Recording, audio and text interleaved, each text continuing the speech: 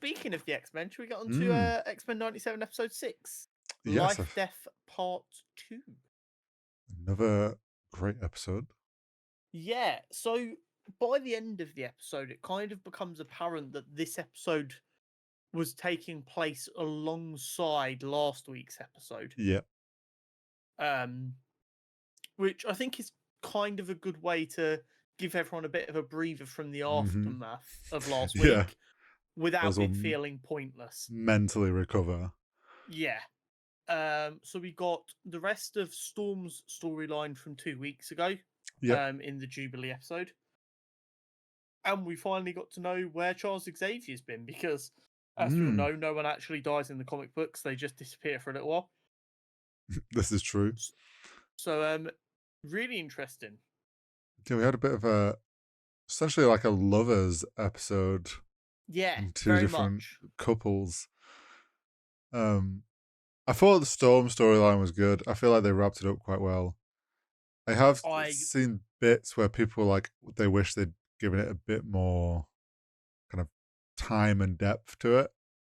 Yes, I think it's really tricky when there's a popular storyline that you want to give some respect to, but doesn't have a lot of place in the story you're trying to tell. I don't think they shoehorned it in. I think they balanced it quite nicely.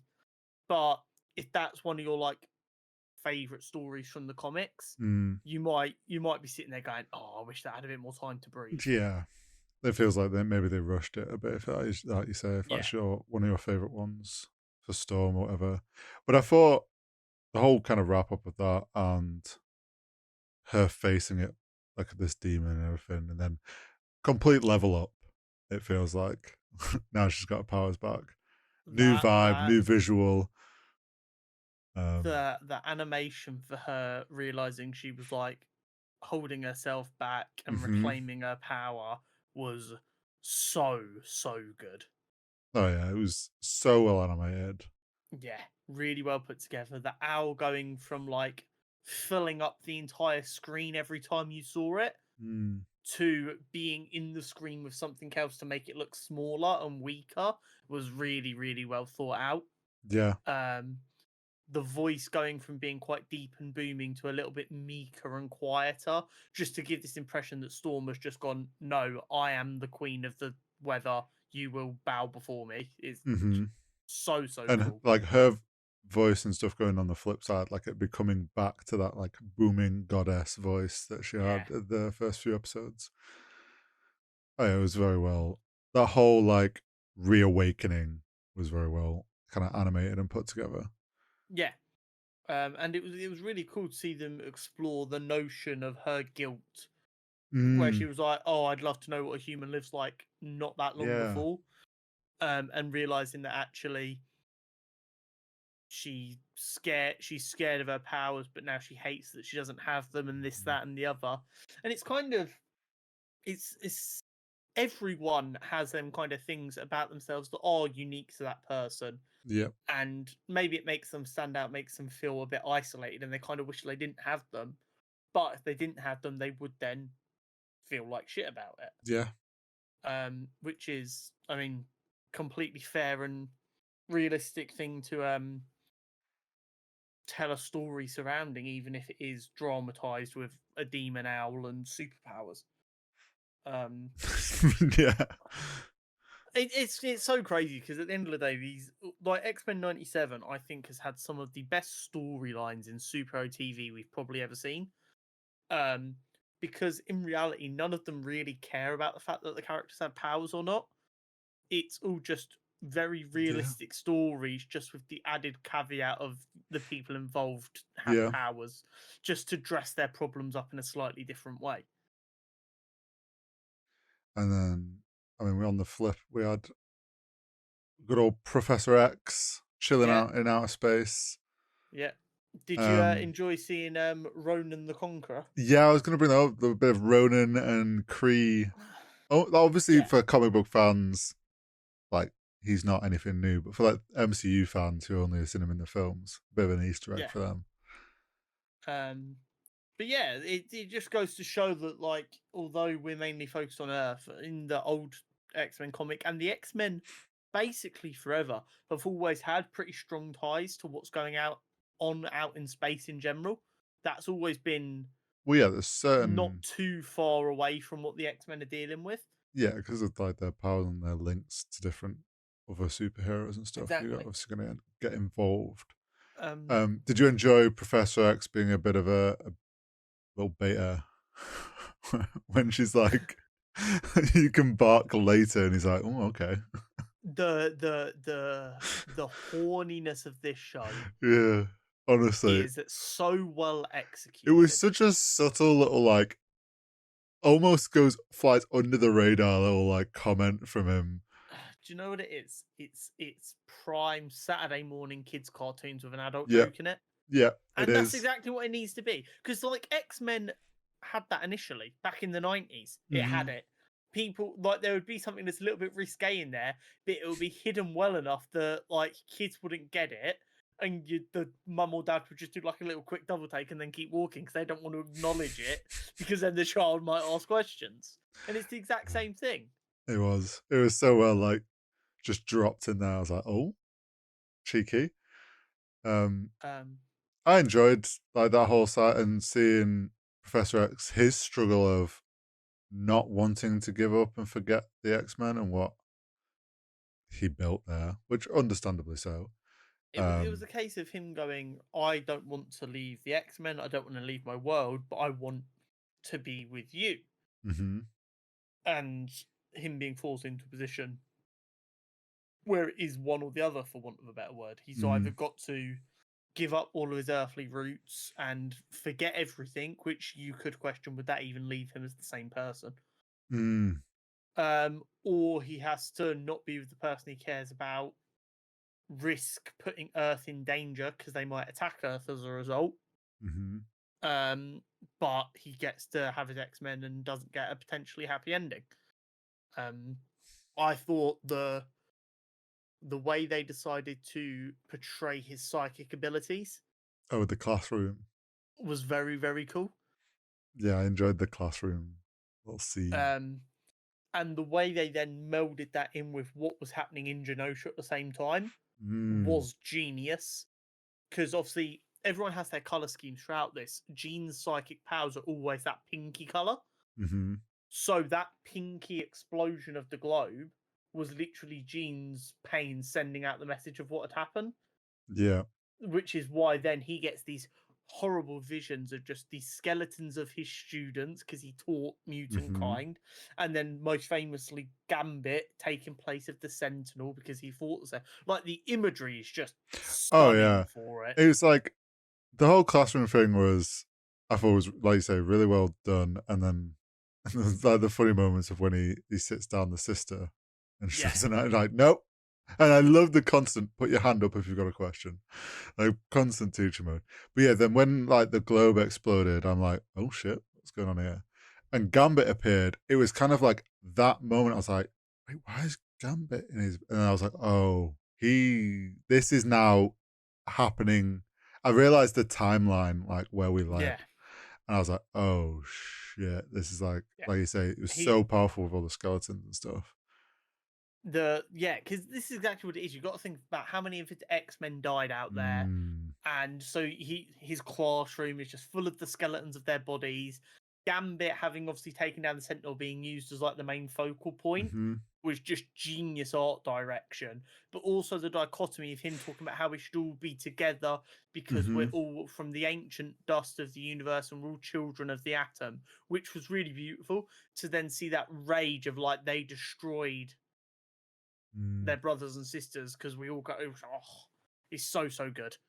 I Although it's very early, it feels like in a good way they're trying to get to an almost Krakoan age where they'd formed Krakoa and Xavier was a little bit more radical, not quite as idealistic, aligned a little bit more with Magneto. Mm. Cyclops had separated from him a little bit. It seems like they're Yeah. kind of like bearing in mind we know they've written the first 2 seasons already. Yep. If in their head they're like, oh, we could do 5 seasons, this would be down for that. It might be a case of by the end of the 5th season they want to kind of be around there, which I don't necessarily think is a bad thing, because you've got to remember the X-Men, for better or worse, from like 2000. I mean, basically when the X-Men films we grew up with started coming out, Yep. so like 2001, Marvel basically shelved the X-Men as a comic line because they didn't want to give Fox ideas for free. Which Yeah. means a lot of the stuff that happened there won't be as much good stuff that they're desperate to adapt, because whether they publicly admit it or not, they were trying to kill off the X-Men and replace them with the Inhumans. Yeah. So I wouldn't be surprised if they try and kind of speed run us in that direction a little bit. I can see your thought process. Definitely can see how, with the things that have just happened on Genosha, and like Charles have come back. Obviously, Magneto is in charge, and now like gone. X-Men have died. Like, you can see how that's going to change him. We already see that Cyclops is kind of breaking away a bit.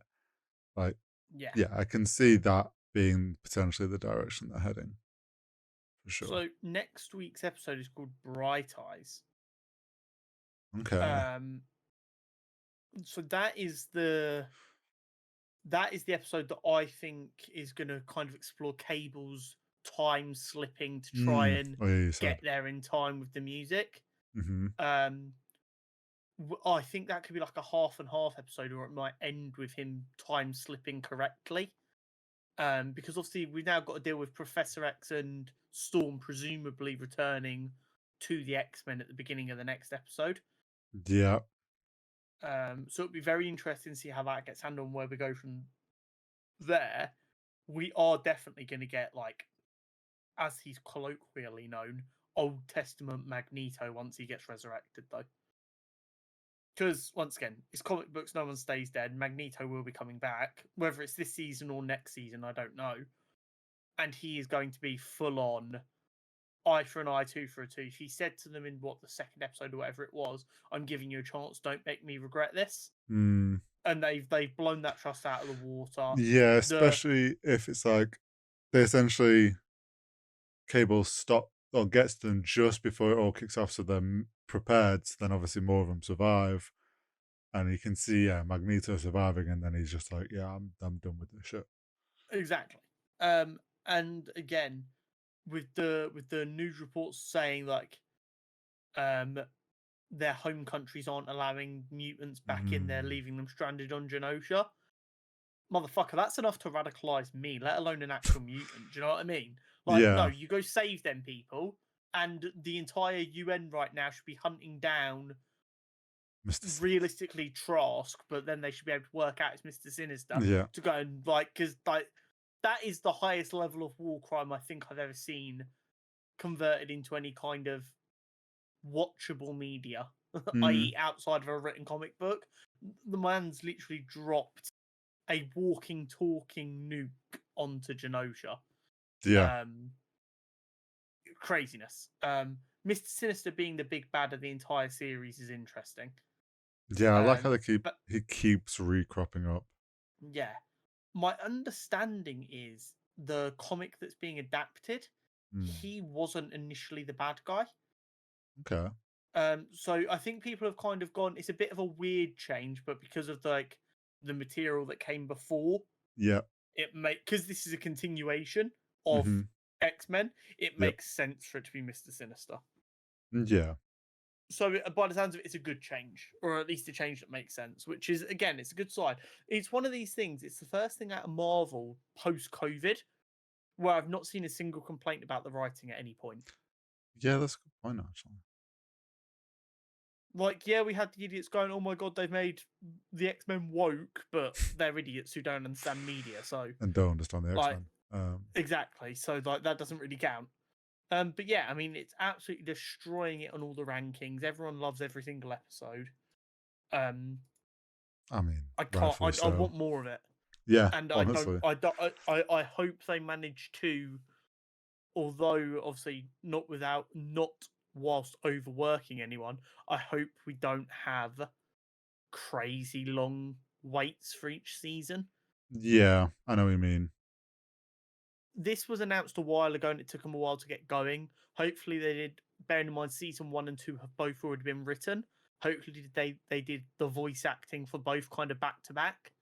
Yeah, I'd like to So think that they it's just just kind the of kept animation to be going. done. Yeah. Yeah. And then while they're getting the animation done for season 2, they can get the voice acting done for any future seasons. I don't think they've officially been greenlit for anything more than 2 seasons yet. But at this rate, I'd be surprised if it's not. This is the most successful animated thing Disney Plus has put out by quite a way. Like it's more being compared with their live action big budget shows than the animated shows they've put out. If for some reason this doesn't get a season 3 green light, I would be baffled. Yeah, I'd be surprised if this doesn't get more multiple seasons. And with animation as well, you almost need to green light earlier rather than later, so that you don't have 2.5 years of downtime. Yeah. If they go, oh, we'll wait and see if season 2 does as well, and then they decide to green light, and then you've got 2 years where people could lose interest, get distracted by something else. Yeah, no, you're right. They definitely need to. I'd imagine internally they've probably already had some of these early conversations, but absolutely, yeah, for sure.